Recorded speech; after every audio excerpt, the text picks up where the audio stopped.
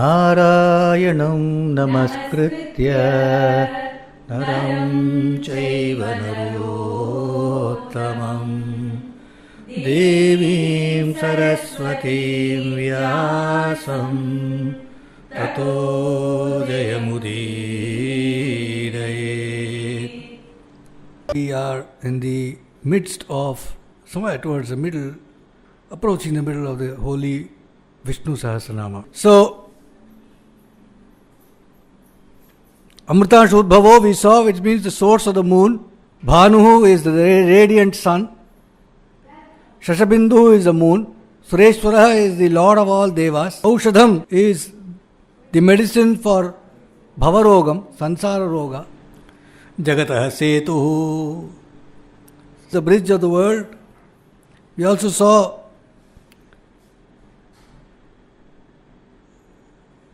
that he is the one who controls all karma, and we saw that beautiful shloka which says Yatha dhenu sahasreshu vatso vindati mataram tatha purvakritam karma kartaram anuvindati. Just like a calf, even among thousands and thousands of cows, will find its mother cow. Likewise, any karma that you have done, wherever you go, he'll come and find you. Right? There is an absolute mastery of the Lord in giving out the fruits of your karma. And no one can escape it, however. Then the Satya Dharma Parakramaha, he of unfailing dharma and prowess. We go to the next shloka.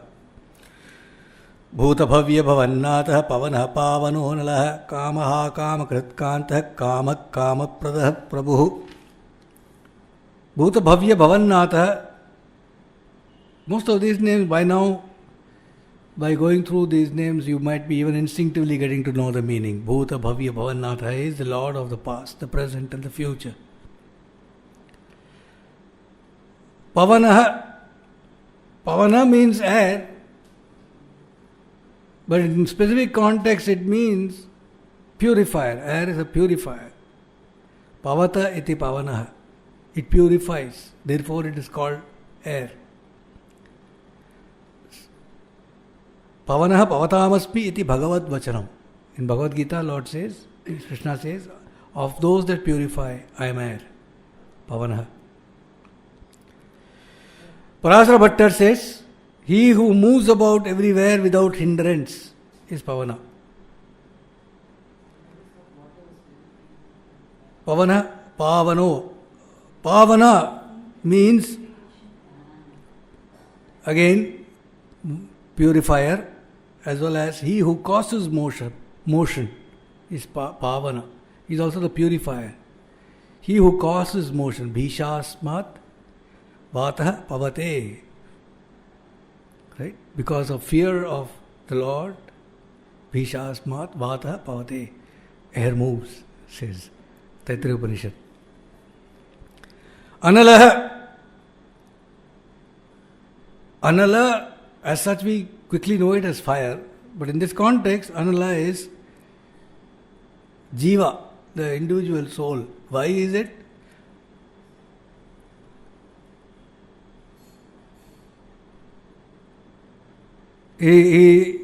That is the meaning that Adi Shankara ascribes to it, Jiva, Jivatma, to Anala.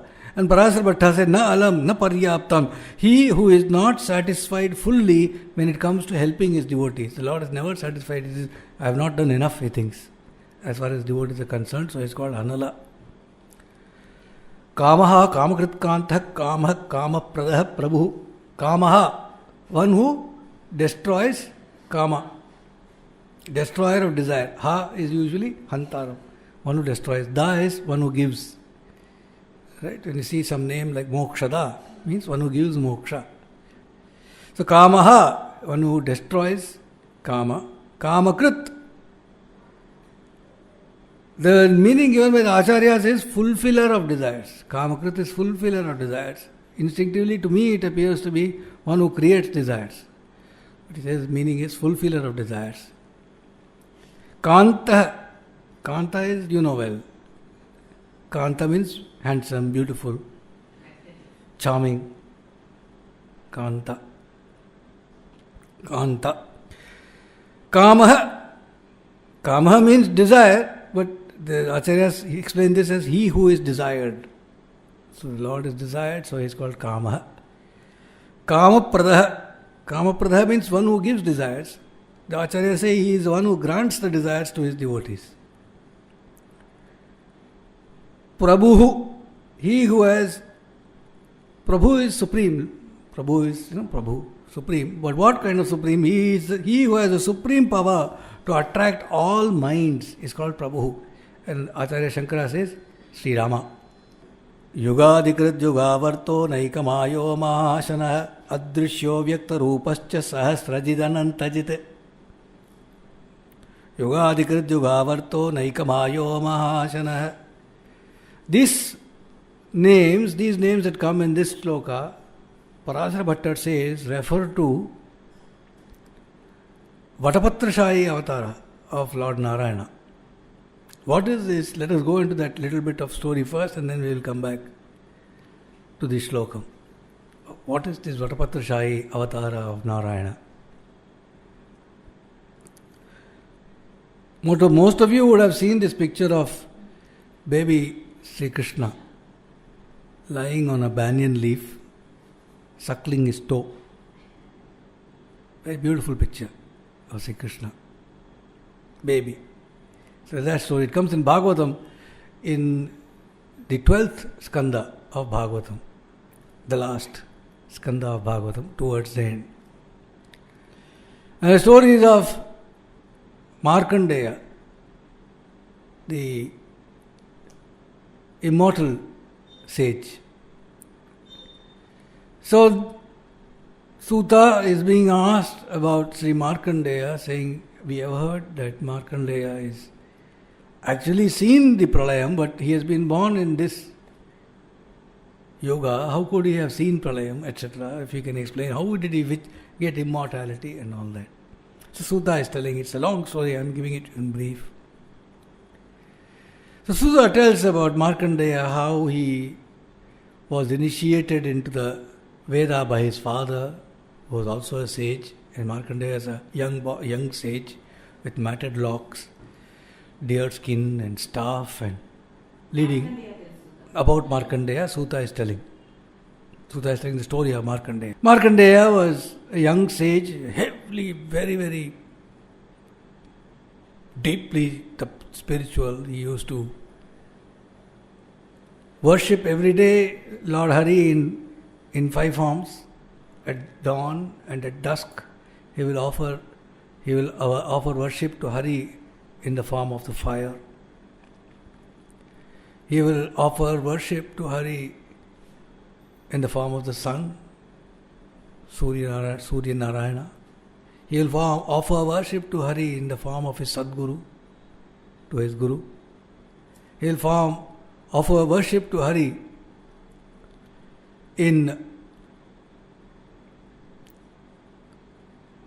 we saw the fire, we saw the sun, we saw the Sadguru, and then in his own self as Paramatma, he offers worship to Hari, and then offers worship to Hari in the form of the knowers of the Veda, the Vedavids as well. So in these 5 forms, he'll offer worship to Hari every day, and he was a great ascetic who stilled his mind, senses, everything. Markandeya. Bhagavatam tells this story of Markandeya. Bhagavatam tells this story. So there it is. So there he is, and he is doing all this, and he is in many manvantaras he is doing.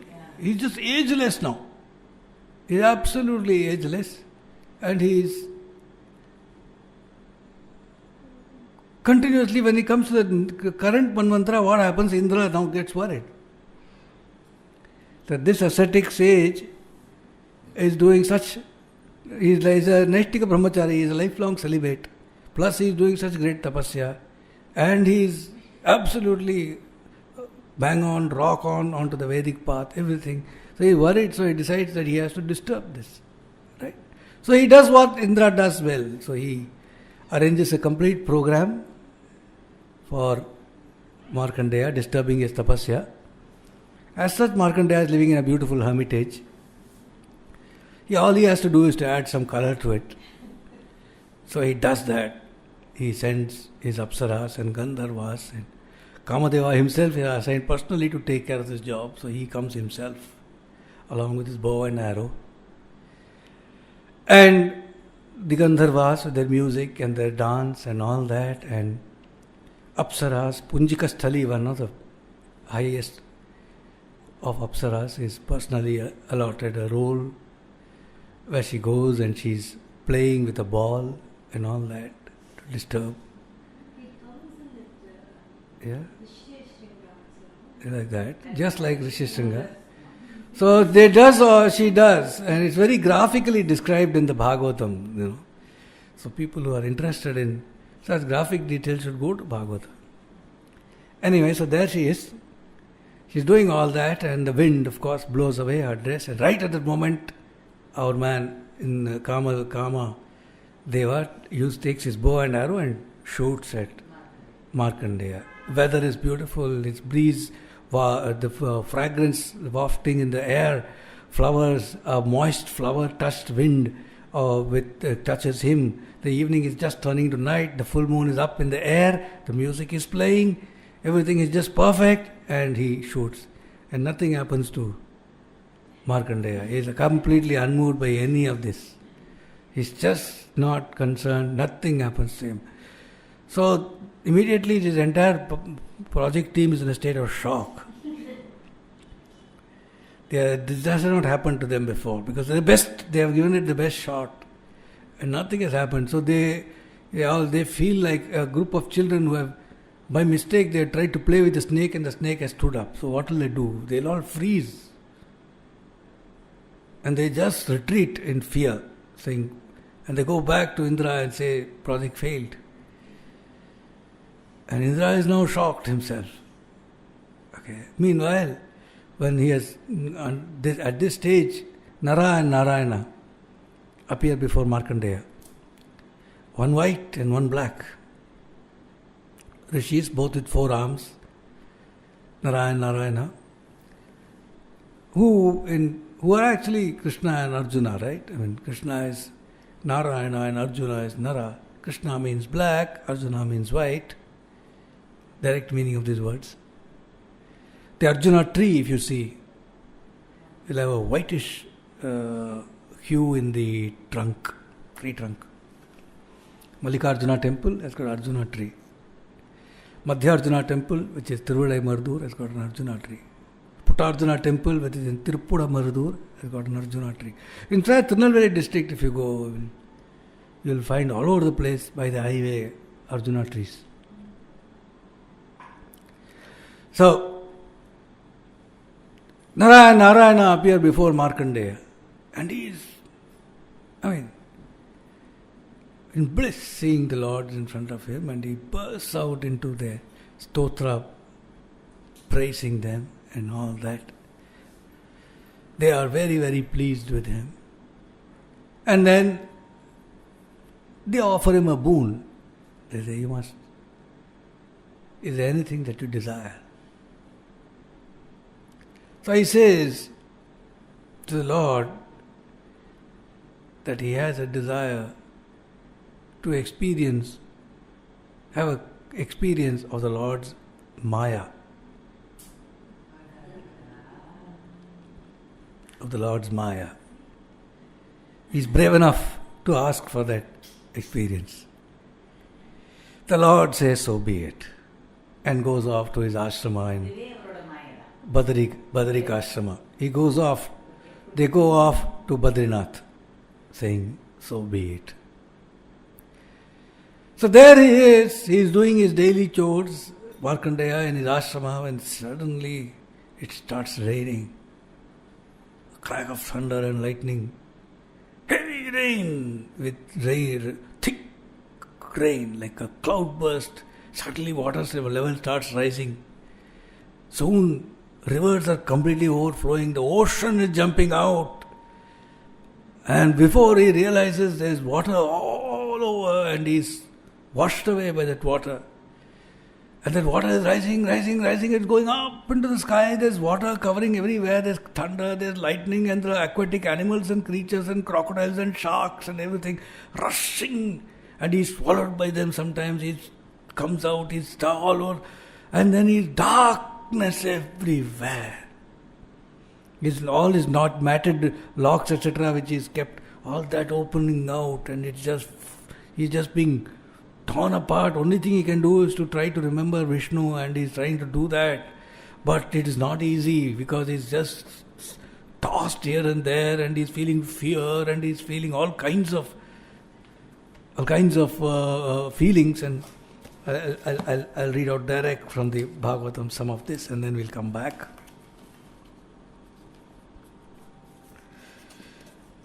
So the great sage, everything has been washed away, though there's a pralaya is happening. He's the only one who's surviving. The great sage, the lone survivor, floundered like one who was stunned and blinded, his matted locks flung about, consumed by hunger and thirst, plagued by sea monsters, buffeted by fierce winds and waves, and overcome with weariness. He was engulfed by impenetrable darkness and could not make out the directions, the sky or the earth. Now he would be sucked into a fierce whirlpool, then thrashed by the billows, and bitten by sea monsters that fought with each other over him, afflicted to boot by bodily ills. He knew grief, bewilderment, misery, happiness, fear and death. As he drifted in the flood, it seemed to him, who was confounded by Vishnu's Maya, that millions and millions of years must have passed. He simply was floundering in time. Once while he was thus floundering, suddenly he saw a little island, a slightly elevated place on earth, and on that place there was a banyan tree. So he went there, and there he saw this leaf, and lying in the fold of the banyan leaf, an infant whose splendor swallowed up the darkness. He describes that infant. Markandeya marveled to see him, dark green as an emerald, with his gracious lotus face, his conch-shaped neck and spacious chest, his shapely nose and beautiful eyebrows, with enchanting curls that swayed gently under his breath. Just breathing slowly, the child, and the curls are swaying gently. With pomegranate flowers in his ears, which charmed by the resemblance to the shang, to the conch. With nectar-sweet smile tinted with rose by the splendor of his coral lips. With the far corners of the eyes red like the inside of a lotus. With the laughing look that warmed the heart. With the belly shaped like a banyan leaf. And the deep navel whose folds quivered as his breath came and went. And as he looked, he lifted his lotus feet to his mouth with his dainty fingers and sucked his baby.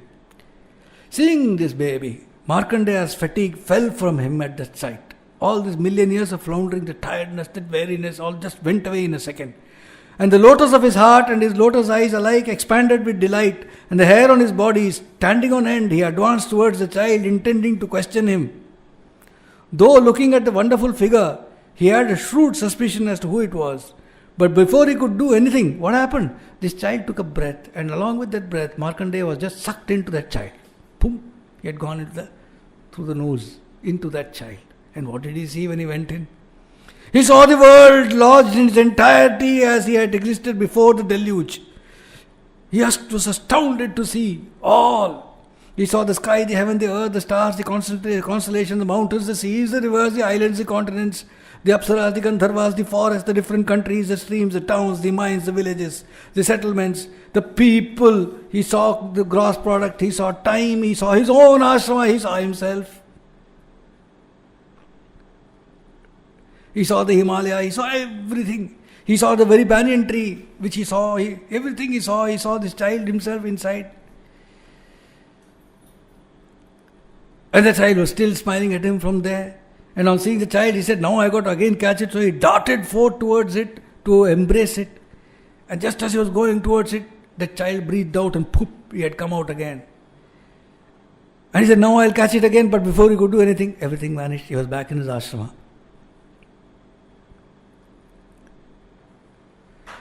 As before, he had asked that question of Maya. He had an experience. This was his experience. And he was sitting there and went into deep samadhi. And there, passing by, was Shiva and Parvati. And Shiva told Parvati, you must give him your grace. And so, but he was in deep samadhi, unconcerned. He had no desire left. That's what Shiva says. Shiva says, this Brahmarishi most certainly entertains no desires, not even for liberation. He has by his devotion attained supreme love for the exalted Lord that dwells eternally in the heart. But let us hold conversation with the saint of Bhavani. The supreme gain for men is association with the good. Saying thus, the Lord entered the heart, Shiva entered the heart of Markandeya. And suddenly Markandeya beheld in his heart, the matted locks, the Lord Shiva. He was astounded. Astonished to see Shiva within himself appearing there in a flash like the rising sun with his matted locks, ruddy as lightning, 3-eyed, 10-armed, lofty in stature, clad in tiger skin, carrying a rosary of beads, the little drum, the skull, the sword, the bow, the trident. Who is this? What is this? Wonders Markandeya, seeing this. And he emerges out of samadhi, and there he sees in front of himself Rudra and Rudrani standing in front.